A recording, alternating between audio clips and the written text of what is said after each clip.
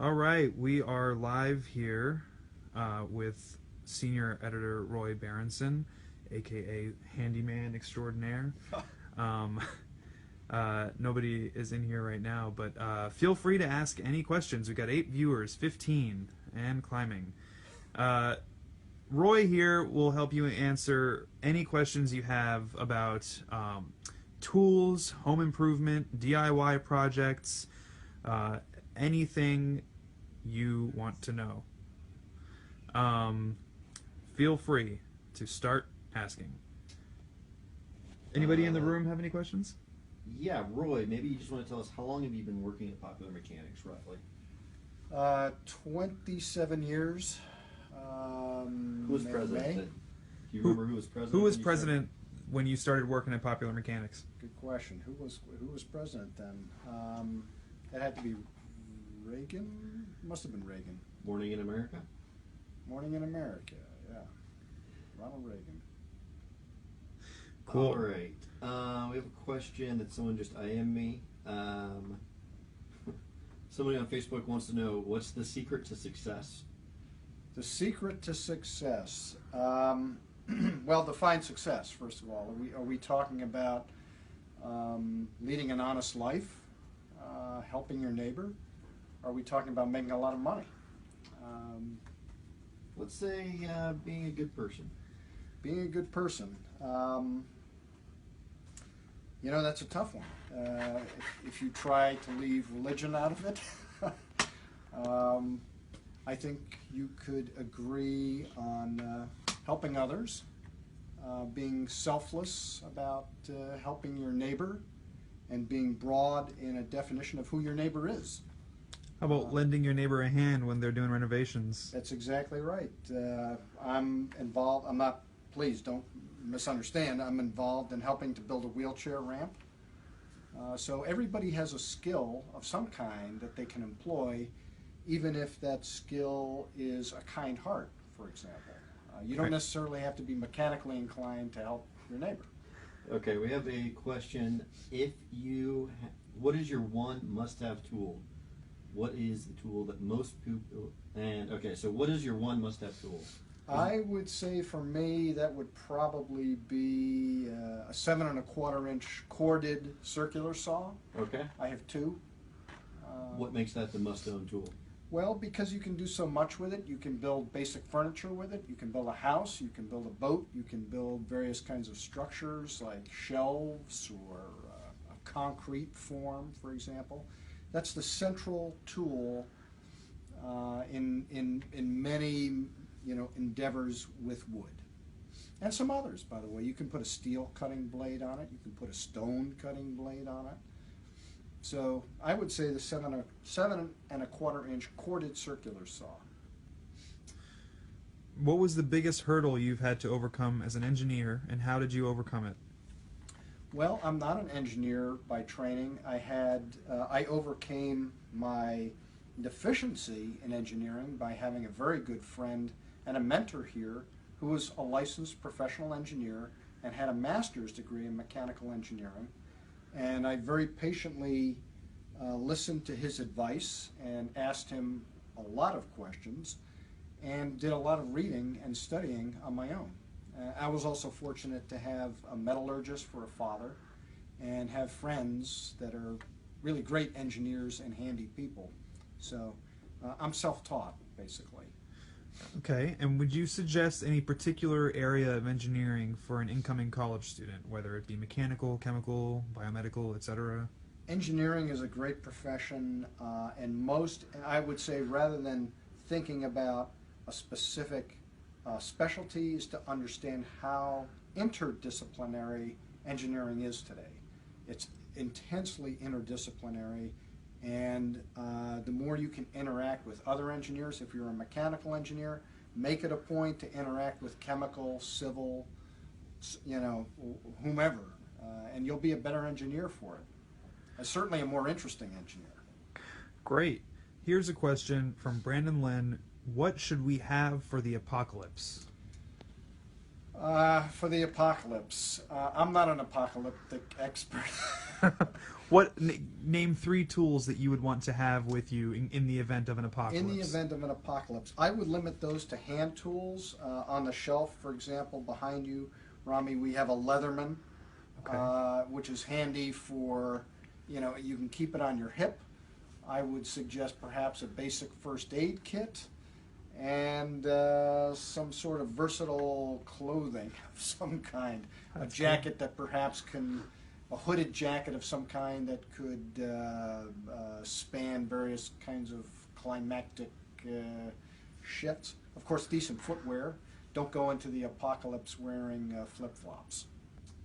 On a completely different note, what is a good car wax or polish to use on today's finishes? That's a very good question. I have my own I'm very low tech and easy to satisfy as far as car care is concerned. We just met with Turtle Wax, for example, a couple of weeks ago. That's a brand of a product that I've been using for, 30 years at least, actually, probably longer. I think what you want to look for is, unless you're intensely into car appearance, is something versatile and easy to use that's going to work for your specific situation, as opposed to, trying to get a car finish, get your car looking every day that it's going to win Pebble Beach. I think you want to keep it simple and basic, at least for the average person. Do you think there will ever be a mass-produced flying car in our lifetimes, as in within the next 25 to 50 years? I would say, that's a very tough question. As you know, that's the topic of our current, our cover story this month. And I would say optimistically, yes. I don't know that it would be a mass-produced vehicle. It's not going to be the next Chevy sedan. But, they really are actually putting down some of the hurdles that have confronted that product, that machine.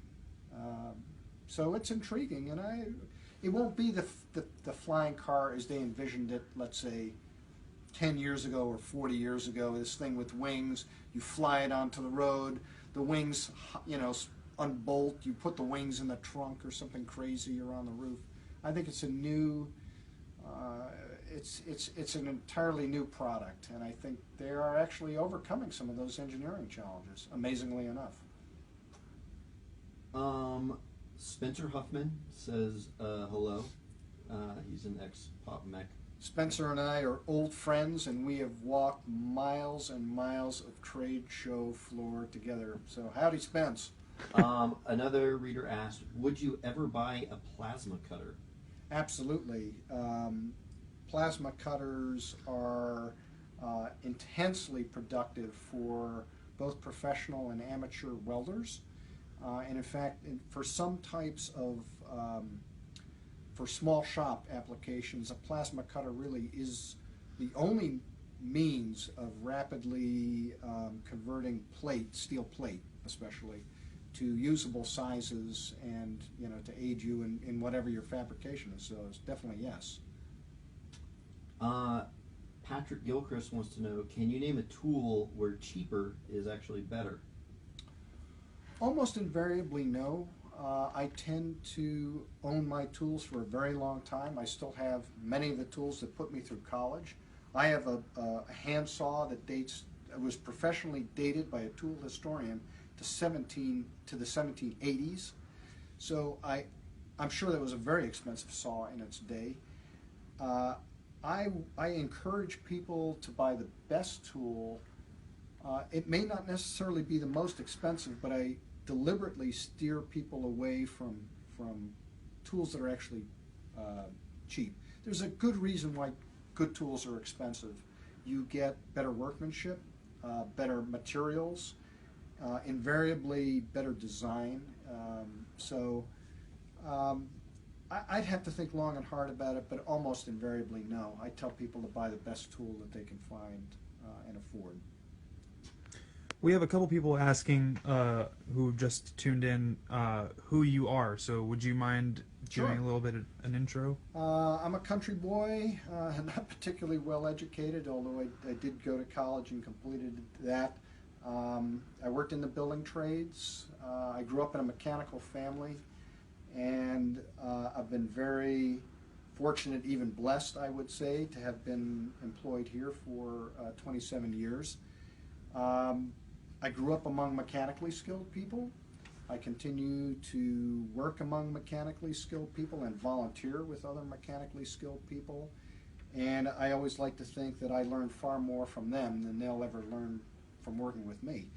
So that's me in a nutshell. I'm a small town person and pretty much have stayed that way even to this day. Is there any brand of tools that you would recommend more than any others?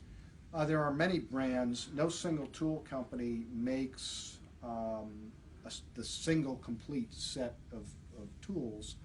I have a predisposition to some American-made brands that I've used for a long time. Vaughan hammers, Est-Wing hammers, for example, are very good. Klein electrician tools are very good. Some of the tools in Sears Craftsman are very good, and I continue to use them. Channel Lock, some other tools. Some of the tools made by Stanley are among the brands that I've used for decades, and so I can vouch for them. In power tools, the Milwaukee Super Sawzall, Skills circular saws, some of the drills, and the jigsaw line of jigsaws by Bosch are very good. Rigid is one of these, very, very innovative brand.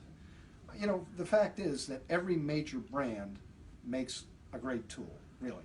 In power tools, if you look at DeWalt, if you look at Makita, Rigid, if you look at a Homeowner brand of power tools, Ryobi, you're going to find something good in that line.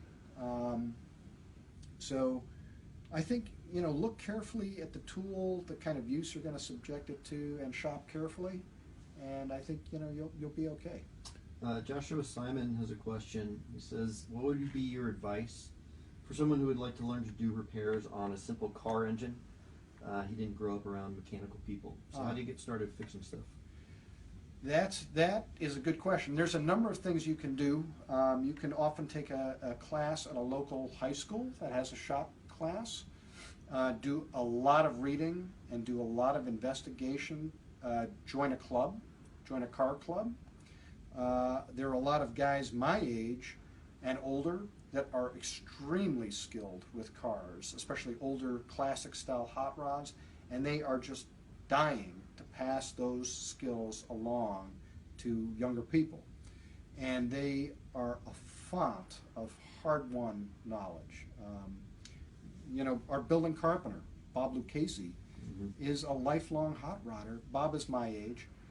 I learn more from every conversation about cars when I talk to Bob. The information just spills out of him. So, your local high school and Votech have classes in the evening. Make friends, do a lot of reading and investigation, join a car club. On the subject of cars, there's somebody who really wants to know your thoughts on, do you believe electric cars and other sustainable transports will be available for everyone and gas combustion vehicles will be out of production? That's a very long, that's like looking... Give us the short. The short answer. Electric cars, there will be more electric cars and the price has to come down. It's attractive technology for a lot of reasons. In other parts of the country, it's less attractive, and it's less attractive for certain applications such as trucks are a good example. And when you're working off-road and in isolated areas and high torque applications, this isn't to say that electric is not plausible for them. They have electric garbage trucks today and delivery vehicles. Those are truck applications.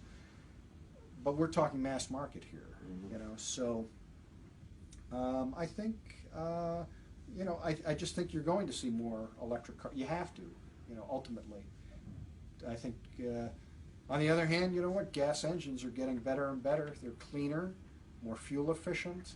Of course, they're more difficult to work on. So, to our other reader's question. People really want to know a lot of sci-fi stuff. They would like to know, do you think the Hyperloop is actually feasible or just a fun idea to toy with? Put it this way, with proper funding and engineering, I mean, it is just a massive civil engineering undertaking, and it's extremely difficult it's an extremely difficult idea to execute.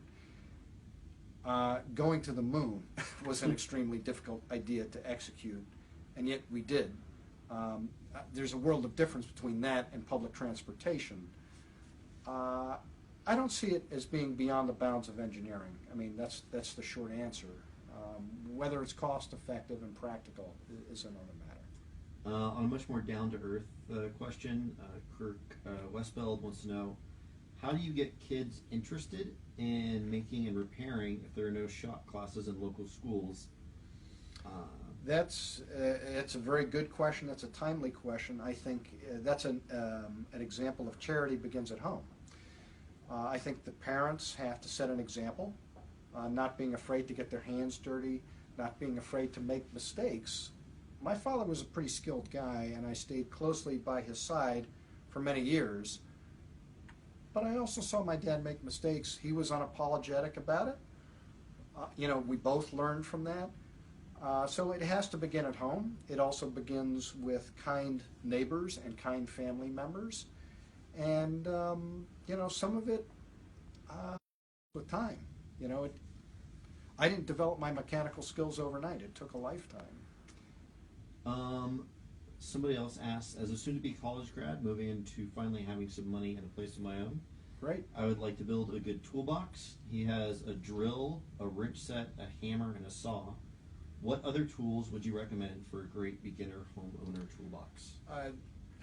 A number of them. You've got to be able to measure accurately. You're going to need a tape measure. You're going to need a square. You will need safety glasses. Again, we had talked about the circular saw. You'll need a complete basic set of hand tools, especially a socket set, various pliers, and pliers that can do basic electrical repair and basic plumbing repair. Those are two different kinds of pliers for two different kinds of purposes, but we've covered basic toolkits extensively. I'm sure we must have information to look at on our website. And if anybody cares to send me an email, I'll be glad to answer that in more specifics. All right, last question, and thanks for doing this for us. This is a personal one. Would you like to visit the International Space Station? I would, as unadventurous as it sounds, I would have to say that's a pretty low priority. There are many, many places on the face of the earth that I haven't been to. I'm not a particularly well-traveled person, so there are many places on earth I would go to first before. All right, Roy. Thanks so much for sitting down. This has been a lot of fun. Thank you. Thanks, everybody.